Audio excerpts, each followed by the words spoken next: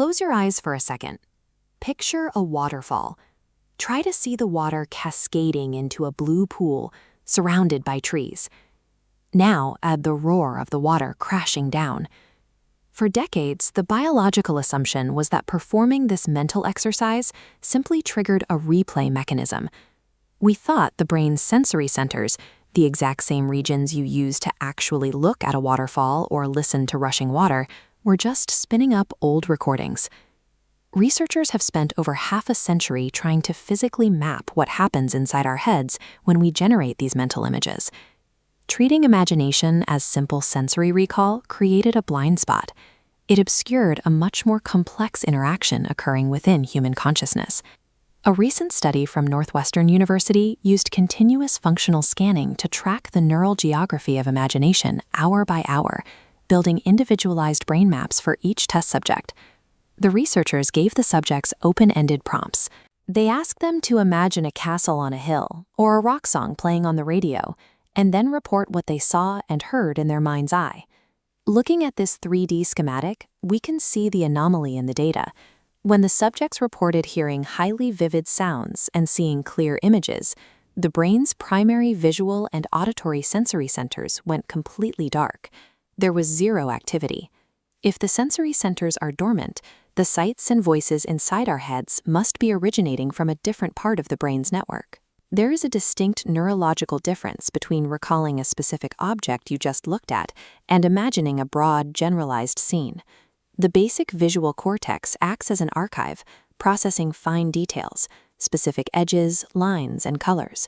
But picturing a generic concept like a castle doesn't require rendering every stone. Without needing minute details, that archive's utility fades. Instead of pulling from a storage bin of saved images, the brain requires an architect to construct spatial concepts from scratch. Your everyday mental imagery requires an active, highly demanding engine of creation to build the scenes you experience, not a passive retrieval of memories. The MRI data from Northwestern finally located the source of that creative engine, and it sits deep within the brain's higher-level association networks. In this model, picturing locations spiked default network A, processing broad spatial information. Conversely, imagining speech bypassed auditory centers entirely, hijacking the advanced language network normally active when reading or listening. Both of these high-level networks are designed to process new information, regardless of which physical sense it originally entered through. These are transmodal networks. They process pure, abstract concepts rather than isolated sights or sounds, allowing the brain to synthesize entirely new environments. Default Network A and the language network manage how we perceive this internal reality.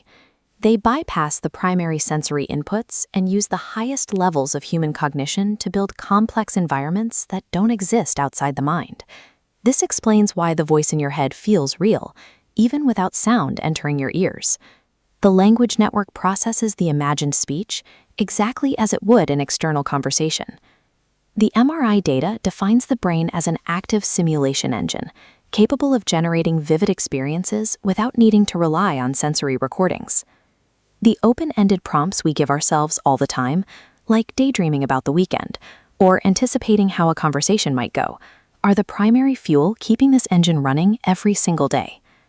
The mind's ability to conjure vivid reality from absolute darkness is a complex act of internal construction, one that occurs independently of our eyes and ears.